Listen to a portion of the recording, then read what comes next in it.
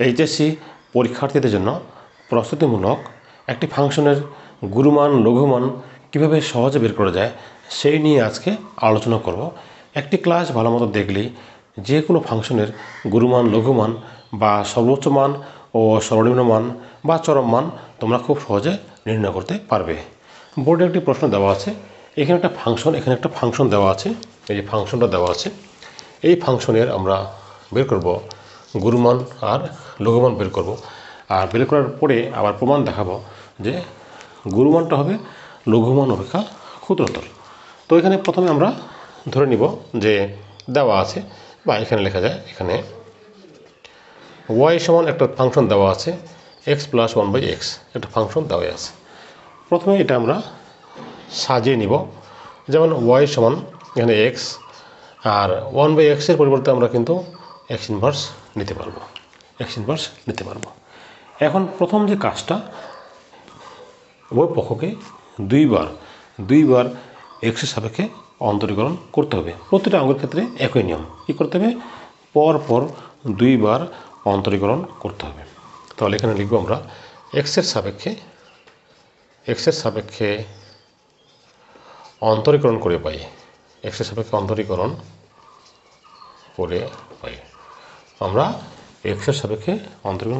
করে পাই। তাহলে বাম পাশে ddx অফ ওয়াই হবে, আর এক্সটাকে যদি আমরা এক্সটাকে এক্সের সাপেক্ষে অন্তরীকরণ করলে আমরা জানি যে 1 হয়, এটা হবে কত 1। আর এটাকে দেখো, যদি আমরা ddx অফ একটা সূত্র আছে আমাদের x পাওয়ার n, যে এই ক্ষেত্রে যদি আমরা অন্তরীকরণ করতে চাই তাহলে পাওয়ার সামনে আসে আর এখান থেকে 1 কিন্তু কমে যায়। ঠিক তদ্রূপ এই সূত্র অনুসারে এটা আমাদের -1টা সামনে আসবে আর এখান থেকে 1 পাওয়ার কীভাবে কমে যাবে, অর্থাৎ -1 সামনে আসলো, x বসানো হলো, -1 আসছে, তারপরে -1 কমানো হবে, ঠিক এটার মতো।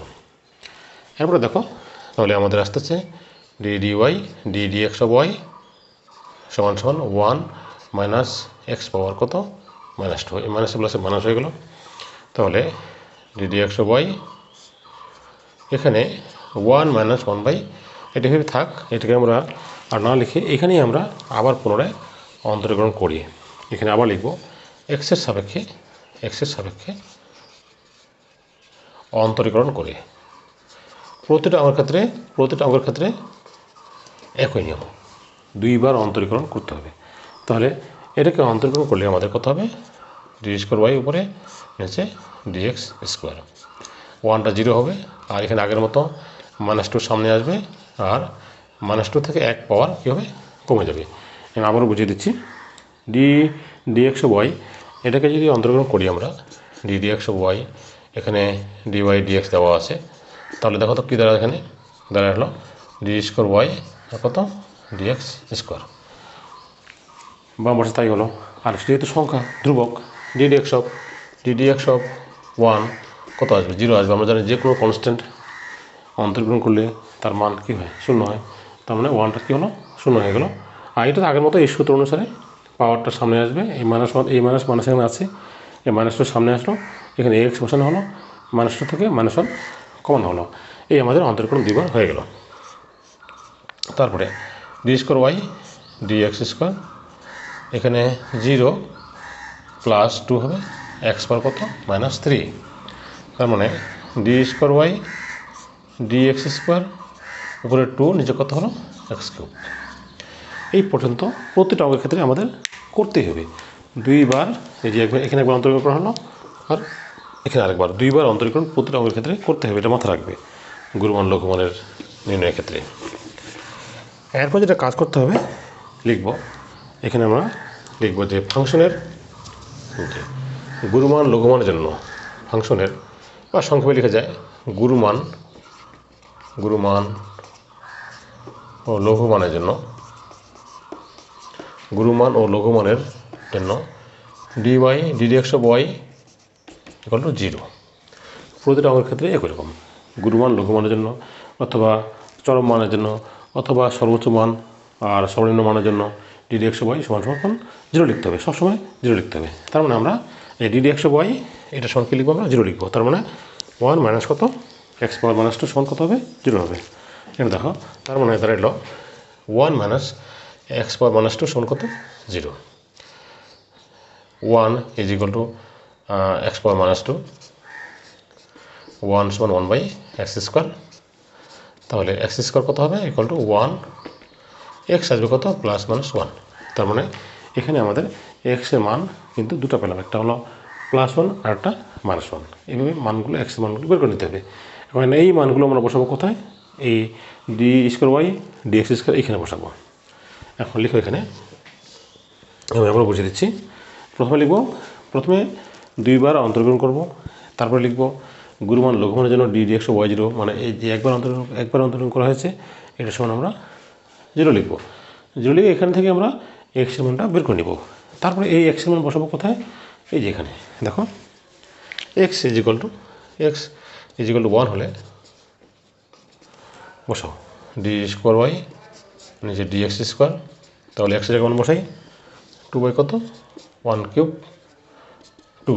তার মানে 0 অপেক্ষা কত 0 অপেক্ষা কিন্তু বড় আসতেছে।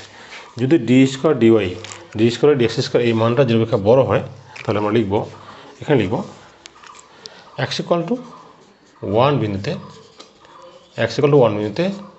ফাংশনটির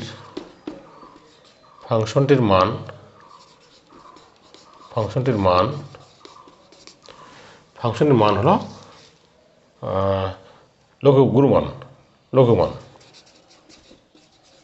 আমি আবার বুঝিয়ে দিচ্ছি। যদি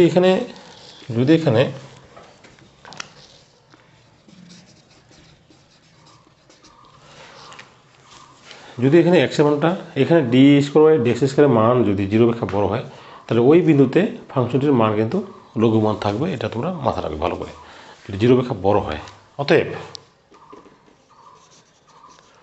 লঘুমান আমরা এখন এই মানটা বসাবো কোথায়, মূল সমীকরণে দেখে নে 1 + 1/1 অর্থাৎ 1 + 1 সমান কত হলো 2। তার মানে লঘুমান পাইলাম কত, আমরা 2। আমরা লঘুমান পাইলাম কত, আমরা 2 পাইলাম, কিন্তু 2 পাইলাম। এবার বসাবো এক্স ইকুয়াল টু, এখানে কিন্তু এক্সের মান দুটো ছিল, একটা +1 ছিল একটা -1। এখন আমরা লিখব এক্স ইজ ইকুয়াল টু -1 হলে বসো এখানে D square Y D X square উপরে 2 নিচে -1 কিউব 2 বাই -1 অর্থাৎ কিন্তু -2। যেহেতু এখানে আমরা মানটা পেলাম 0 অপেক্ষা ছোট, তাহলে এই ক্ষেত্রে এই বিন্দুতে ফাংশনটির মান কিন্তু গুরুমান, এটা মাথা রাখবে। অতএব এক্স ইকুয়াল টু -1 বিন্দুতে ফাংশনটির মান হবে গুরুমান। অতএব গুরুমান। এখন আমরা এই -1 মানটা এই মূল সমীকরণে বসিয়ে দিব। -1 + 1 বাই -1 কত হবে -2। তার মানে আমরা গুরুমান পাইলাম কত -2, আর লঘুমান পেয়েছে কত +2। এখন দেখো তো কে বড়, গুরুমান বড় না লঘুমান বড়? অবশ্যই লঘুমানটা কিন্তু বড়। সেজন্য বলছে গুরুমান লঘুমান অপেক্ষা ক্ষুদ্রতর, গুরুমানটা লঘুমানের অপেক্ষা ছোট। সুতরাং দেখব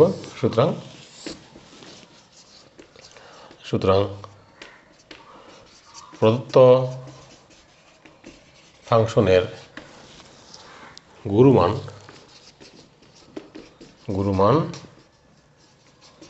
লঘুমান অপেক্ষা হলো ক্ষুদ্রতর। এই হলো আমাদের প্রমাণিত। আমি পুরো অঙ্কটা আবার বুঝিয়ে দিচ্ছি। প্রথমে একটা সমীকরণ দেওয়া থাকবে, সেখান থেকে 2 বার অন্তর্গ্রহণ করতে হবে। 2 বার অন্তর্গ্রহণ করা হলো, শেষ, সহজ হয়েছে। প্রতিটা ক্ষেত্রে একই নিয়ম।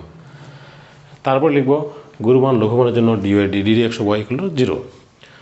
এখানে গুরুমান লঘুমানের জায়গায় সর্বোচ্চ মান বা সর্বনিম্ন মান থাকতে পারে বা চরম মান থাকতে পারে, কিন্তু কথাবার্তা একই রকম।